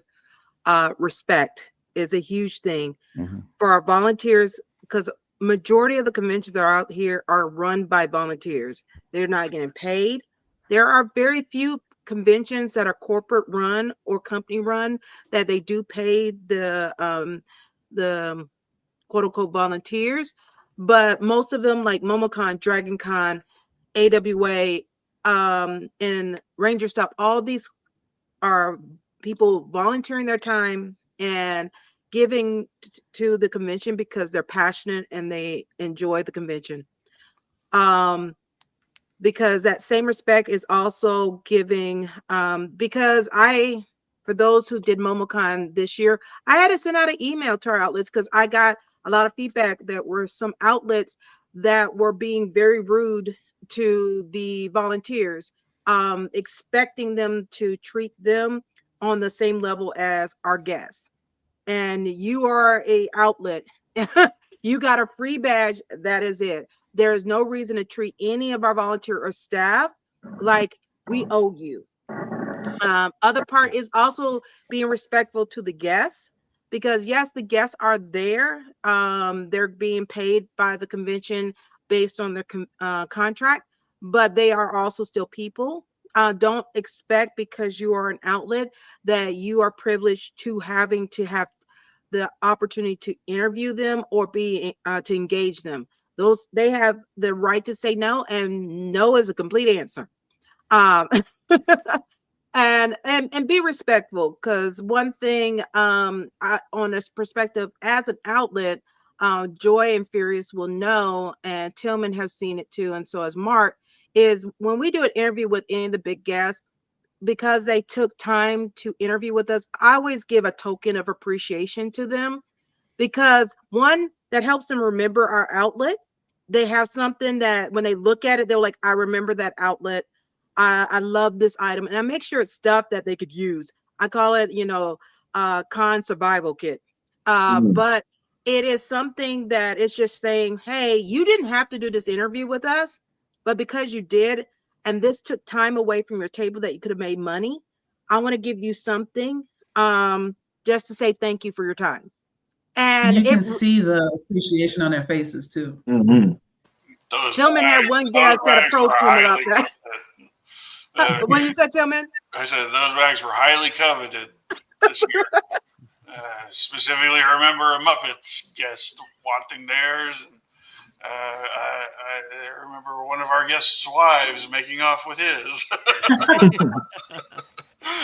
I do want to piggyback off of something that you said, Dana, in terms of being respectful, especially of like staff and volunteers and everything like that. If you're in an exhibitor hall where there's guests and vendors and things like that, when they call for only staff and volunteers to be in that room, finish up your interview and leave. Do not go seeking more interviews. That is highly disrespectful to the volunteers and staff. People want to wrap up and go home. They've had a long weekend. They love that. They love the people and everything like that, but they have a lot to do before they go out. And also, I mean, they want to get out in Atlanta traffic and get out of Atlanta traffic as soon as possible. And so, be respectful and kind and thoughtful in terms of that. When they call for only volunteers and staff, wrap it up, get out. I want to say something on to that one, because I am guilty of doing that very thing at this past Ranger Stop and Pop. Yell at me in the comments all you want, but the small exception to why I did it was the staff already knew what I was doing. The volunteers already knew what the project was about, and the few, oh my god, my light went out. The few people that I did interview at the end, they wanted to be a part of the project, so they made sure that they stayed behind and allowed me time to have the interview, so I can get them on camera. So I will, like, again, shout out to the Power Rangers, like, they came through for me then. There's so much that we covered that I would love to get into, but we are almost out of time. But before we go, one thing. Just need to schedule part 2. Yes, we will Chris schedule had part one 2. thing. Chris had one thing. Yeah. Go for it. I just want to piggyback on the taking breaks, because you can easily go through a day and it's been 8 to 10 hours. You realize you haven't eaten or drank anything. And a lot of these cons have actual media areas where you can kind of take breaks. They may even sometimes have snacks. MomoCon is a good one for that, and drinks and things like Spoils that. us. Spoils us. DreamCon as well. And also, Ty mentioned, downloading footage. That's a place where you can also take out your laptop, also download footage. And I also recommend just hanging out in those areas just to be able to connect with other media members as well. Especially if you're new, you can learn a lot of different things from people that's been doing it for a long time. Agreed. So much agreed. Before we go, I do always end my talking points with this one talking part. And thank you, George, for bringing this to me, because I love it. Adult money. But we're gonna talk about this like in a lightning round sense and make it really quick. But adult money, the first thing I want to ask or bring to the table is, how can we make money from doing press? And there are two parts to it. It's kind of a double-edged sword, because on the one hand, you can't from the con aspect, but on the other hand, as a content creator, you can from your brand. But floor is open. How can we make money from doing what we do as press outlets? First, make sure charging anything is okay with the convention. So like DragonCon, that is a no-no. MomoCon, charging for photos or anything, that is a no-no. So make sure you follow those rules, because if you get caught, you are blacklisted. As far as that, inquire about sponsorships. One of the things I see with a lot of outlets, they try to do these quick, fast money things. Find someone who's going to really invest in your brand, and it believes in your brand, that can give you the funding to make your brand do the things that you want to do. I'd also say if you have a really good brand recognition, and I'm thinking about some of the content creators that I know. For example, I merch, right? T-shirts with your slogan, logo, likeness, etc. on it, that you can sell through Etsy, or have your own website shop, etc. Mugs, pins, but whatever it might be. And yeah, I'm gonna stop there. For example, I bought a couple things off our own website from Moana Nui. Subscriptions. If you have a Patreon or a Ko-fi, or if your website has a subscription base built into it, that might be an option. If you ask your family, I don't know why people are scared to ask their family but if your loved ones really support what you do and they find it valuable, ask them to give you $1, because that's what's valuable. Another thing that I have seen as well is, oh my gosh, if you can, try to get, no one likes being a content creator, but try to get monetized on an app. Sometimes that works. I will tell you, Instagram is practically impossible, so I won't tell you that. But I know TikTok, after 10K, you are monetized. On YouTube, YouTube has a pretty low threshold now to get monetized. So maybe consider chopping up some of that content you get and putting up onto YouTube as well. It's a little dicey. I'm just letting you know, social media pays out real small, but it's a way to get some money. I love these pennies I'm getting from my social media platforms. Like I said, it's real small. I want to set the expectation. I think the most holistic way as well is something that I'm doing with Off Black magazine is, if you are interested in I would say, I don't want to say it's illegitimate, not that you're a completely digital site, but consider doing some physical releases and maybe doing a Kickstarter or selling those physical releases of your articles. That could be a way for you to memento some of your older content, but also give something people to remember by all the cool stuff that you've done. So those are some of my ideas. I agree. The social media aspect, yes, if you can get your YouTube, your Instagram, TikTok, Facebook monetized, go for it. But again, the margins of payouts is pennies. So please understand that it's a lot of hard work that goes into like creating content and covering cons as press. With that said, I do want to bring up something that Dana said. yes, as press outlets, the conventions do offer us a free pass, usually a pass to cover the extent of their con, to cover their con for X, Y, and Z reasons. But that is not a free pass to the con. And what I mean by that is we still put in a lot of time, effort, energy, and work, professionalism to create the content, to get the interviews, come up with questions, doing research. There's a lot of time, effort, and energy. Oh, the editing, the months of editing you do after any con, or years, depending on how you operate. So much goes into that free press pass. So yes, just because we received a free entry to the con doesn't mean we're not working for it. Because I'm still coming out of pocket for hotels and food and accommodations, travels. All the con did was just save me $100, maybe $200, if you want to look at it like that. But yes, if you can get your platforms not monetized, do that. The Kickstarter thing is a really good idea. Having merch is a really good idea. Not only merch for your website, but like merch you can bring to a con with you. A place like MomoCon, you might be able to get a booth to be your brand at MomoCon and be able to sell stickers and merch and other things like that. But yeah, that's just my 2 cents on that. Anybody else has anything to add on how to make money in doing press? I'm gonna flip the coin on here because I don't have an answer to that question. I never made a dime when I was doing press. It was all out of my pocket. But what I would like everybody to keep in mind when they come to any of these conventions, especially Momo and DragonCon and AWA, is that the people that you're interacting with are not getting paid to be there. They are there on their own free will. They're volunteering their time to help you. So please respect that and respect them, because they're trying to make your convention better at their own cost oftentimes. So I don't get paid for what I do. I have to pay for a hotel room. I have to pay for my food just like everybody else. So yeah, that's my only thing. Like I said, I don't have any advice on making money because I never figured it out myself. Gotcha. There is a question that I saw in the live chat that I do want to get to, and it was a question of, do they charge for interviews?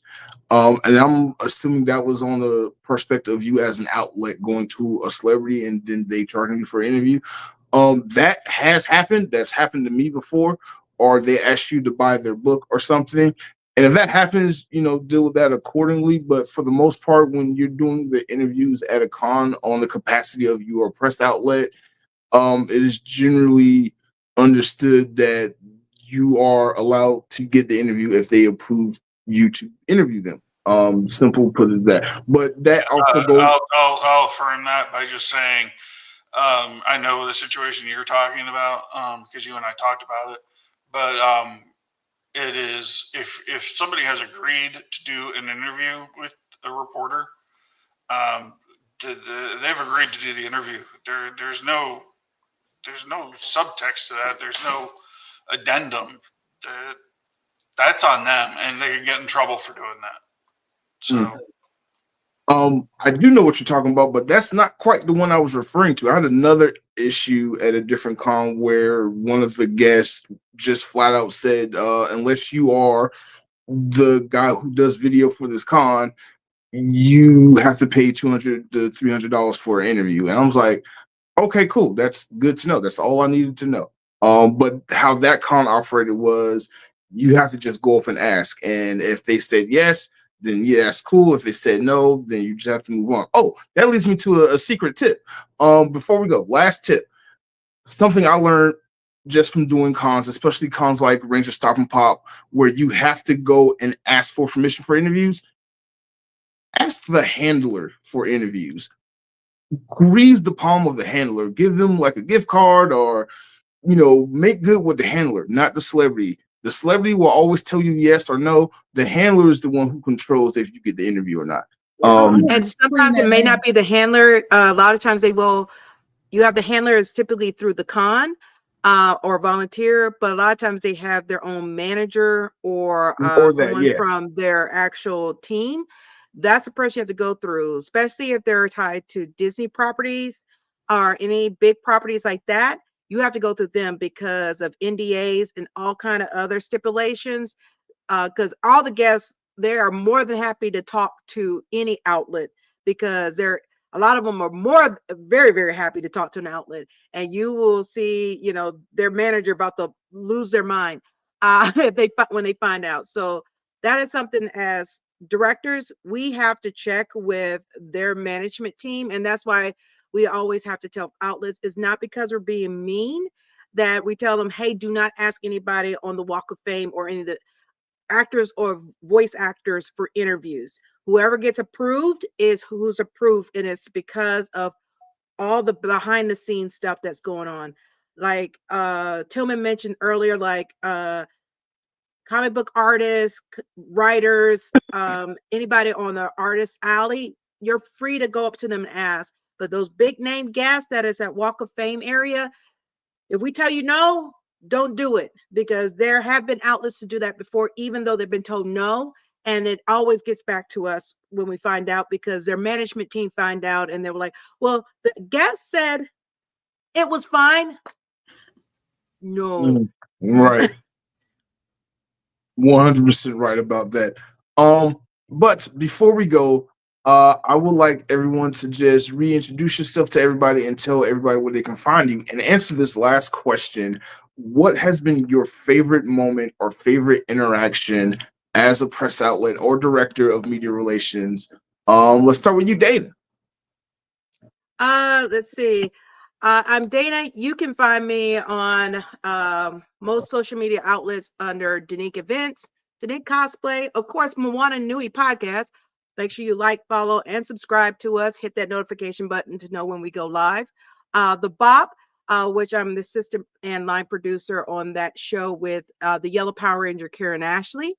So you can find me on most social media platforms for all of those outlets. And my favorite moment as press, I will say, would been at DragonCon. Is we had an interview. And I had scheduled, because we didn't get a chance to take a photo with this particular guest, photo op, and had my team to come and do a photo op with me. And as soon as we walked in, the guest was like, hey, we were like, ah, and he hugged all of us, and he was dapping Furious and James. And then we did our group photo. And of course, Joy, as soon as she got the digital confirmation, she posted that bad boy. I crouched y'all out too. You did? I'm gonna say it was such a good moment, because this person interviewed with us that morning, and the photo op was a good 4 to 5 hours later. And as soon as he saw us, he recognized us. It was like, hey, like it was a family reunion. And that was an awesome experience, that that guest recognizing us as an outlet and welcoming us like that when we came in for the photo op. I'm gonna say I've never been more happy / jealous in my life. However you finagled that, I need to know how that happened, because I need that. But that's just from my perspective. Mr. Dunn, what about you? Mute. Thank you for reminding me that I was muted. I'm Chris Dunn. I am at Dunn Ryte on Instagram, TikTok, and also I have a YouTube channel called Geek Done Right. Honestly, like one of my favorite interactions had to have been Peter Sidarso from. He was the Blue Ranger from Power Rangers Ninja Steel. I had an interaction with him in an elevator, and then like the whole rest of the con, he was acting like he was my best friend. He was like my personal cheerleader. Like I'd be waiting at the elevators, he'd be going down an escalator, he'd be like, Chris, what's up, man? And it's like walking backwards up the escalator just to say hi to me.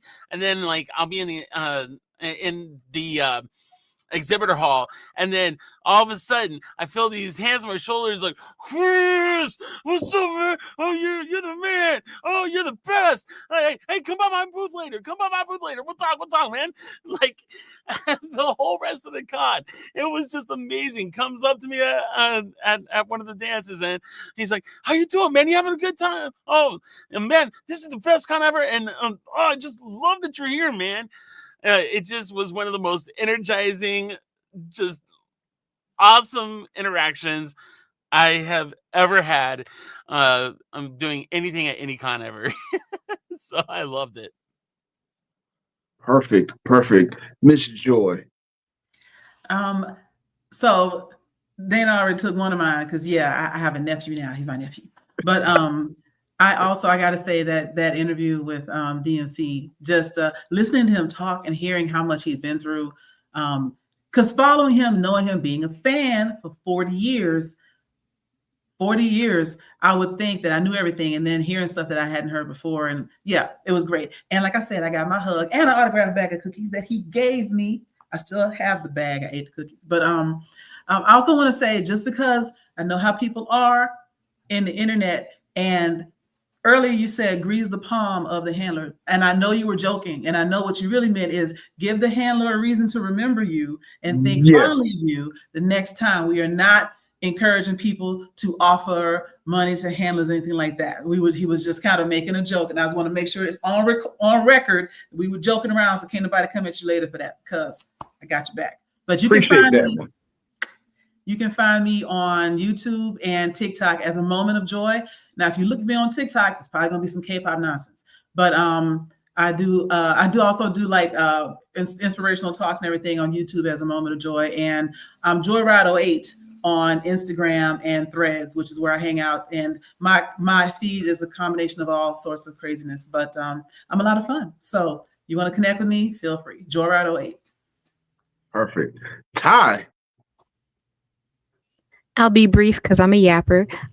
Recently, I did a Decora meet and greet. It's a very small event that happened in Orlando. I'm based out of Florida, by the way. And a really big person within the Decora community, Cybergirl, came down. I got an opportunity to chat with her. I also just got a chance to see this fashion subculture in my city I'd never seen before, and there were so many people that came out. It was exciting and exhilarating, and everyone loved my article, which is a bonus because everyone thought I was cool because I'm a great writer or whatever. You can find me on all socials. That's let me do a formal introduction. Hi, I'm Ty. I go by Blaque N Culture online. I talk about comics, manga, animation, and fandom all over the internet because I am your nerd otaku culture expert. You can find me at BLAQUE, the letter N, KULTURE, on all social media platforms except for Twitter because I hate that platform. And for my press brand, you can find me at BNK on tour. Especially go check out our website. That is where all of our articles and all of our jazz is there. We hope to see you around. Okay. Mr. Shinobi, go ahead. All right, I am Chris Carthern. You can find me at Cosplays by Shinobi on IG and TikTok. You can also find me at Shots by Shinobi and shotsbyshinobi.com. I would say, from Ty mentioned small cons, go to small cons. I've had so many great experiences going to small cons, and this one particular was Liberty Con. I think it was actually the first time they had this con, and I was there randomly. I wasn't even doing press, and I end up meeting the organizer, and whoever was supposed to interview the guest, the voice actors, just left. I don't know where he went. He's gone. And because I had this conversation with him, he said, "Oh, have you done like live interviews on stage?" It was like, "Sure." When is it? He's like, "Right now, they're on stage." I'm like, "Okay." Well, first he asked me, "Hey, are you familiar with Naruto?" I was like, heck yeah, I'm familiar with it.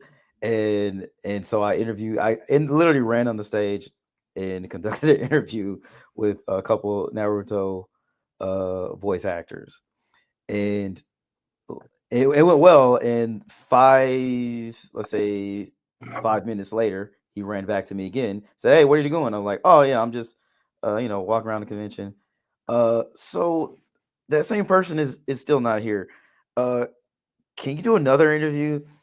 And now I'm interviewing voice actors from My Hero Academia on stage. It was such a, and they were so appreciative because they're used to people interviewing them and they literally didn't know what to talk about or what on stage. So they were very appreciative, and yeah, it was just probably my favorite experience. Perfect. Furious, go ahead. For me, there are two that are tied for number one. One was years ago when I got to meet and take a picture with Nichelle Nichols at DragonCon. That was an amazing moment. The other one is getting to interview one of my all-time favorite stand-up comics at DragonCon this year. It was amazing. Her name is Leanne Lord. I'm sorry, I didn't say her name. Leanne Lord. It was just amazing. I've been a big fan of hers.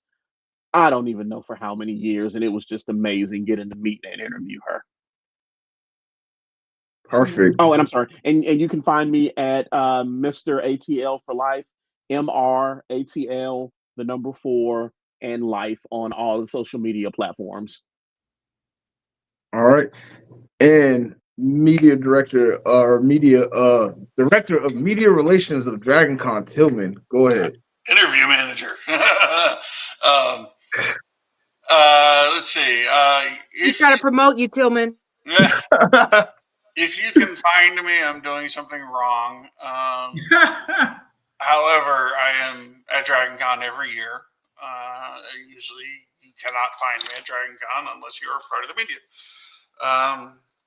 Other than that, let's see. I have two things that stick out, and I'm going to sell them both because they're both from two different sides of the coin. The first is what I think officially got me my position right now, and that's an interview it was a press conference that Terry Gilliam did at DragonCon, and Terry Gilliam is one of the members of Monty Python, and famous movie director. He's made amazing movies. And it was a press conference, and CNN was in this press conference, and he was there to promote a movie called Zero Theorem. And out of the 10 or 15 people that were in that press conference, I was the only person that asked him any questions about Zero Theorem. And because I was the only one that had actually done the time and researched it and watched the movie. And I asked him a very specific technical question about something I had noticed. And his response was literally, he clapped his hands, pointed at me, and said, "This is the question I've been waiting this entire tour for." Not the convention, but the entire tour for. And he spent the next 10 minutes just talking about this thing. And at the end of the press conference, I was one of the few people that he wanted a photo with. And that moment has been etched in my brain ever since. It's one of my favorite photos. And so this year is my second favorite moment, and it involves John Boyega from Star Wars and Attack the Block. And I'm not going to go into too many details, but he did something for me personally that it made me feel good about what I do. And it made me feel better about some things that had happened. So I felt appreciated about that. So, yeah. That's awesome. Yeah, that's awesome. I don't know what it is. We'll deal with that later. We'll talk about it offline. Yeah, gotcha. For me, I have a lot of favorite moments, but the more recent one was getting to interview Peter Macon at DragonCon. The reason why for me that and I'm going to interject. That was an amazing interview, and I told you that. It was a great interview. I think it was one of the best ones I heard the whole weekend. Thank you. You don't know how nervous I was 5 seconds before he walked in the room, and then like deciding at the very last second, should I be on camera with him? Because I thought other people was gonna show up. Then I realized it's just me. But yeah, interviewing Peter Macon, researching him was fun. Being a fan of him because he plays Birds on the Orville. That was fun. And then like once I put the phone away and like got over the nervousness, and like I can just asked the questions that I prepared. Asking him about queer representation with him playing Boris from the Orville, and just going down that whole rabbit hole. I had a whole hour prepared, and then Tillman walked up and gave me the signal, "You got 1 minute." I was like, no, this is the worst possible timing for this, but that interview was amazing. If you haven't seen it, please go check it out. Matter of fact, all these interviews of all these guests that we have talked about are available on all of our social media platforms and DragonCon TV. So please feel free to check them out. Run DMC was amazing. I can hear him talk for days. Just talk. I don't even want to ask him questions. He can just talk. Tell me about his life. But before we go, I would like to give a special shout out to Blerdography's newest channel member, Frost NYC. Thank you. Just joined a couple of days ago, but thank you for becoming a channel member. I really appreciate it. And if you are watching this video and you would like to become a channel member, you can do so by hitting the join button somewhere down here between Furious and Tillman. There's a button called join. You can hit that and you can spend your adult money to help me go to my next con, which will be AWA in December.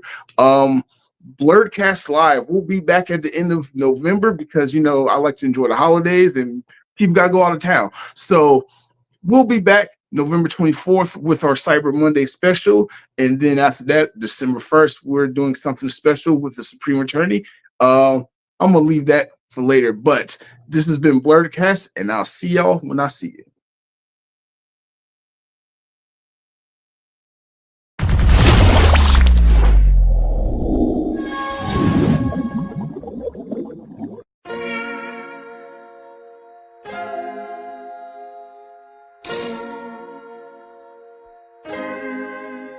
So many stories left to tell, even if we have to ourselves. Can't keep history on the shelf. If they won't tell it, we will. If this the land of the free, it was a freedom then, when they annexed Hawaii and called it Cedar Lands, without any type of payment and no signing off. Called themselves the Republic in 1894.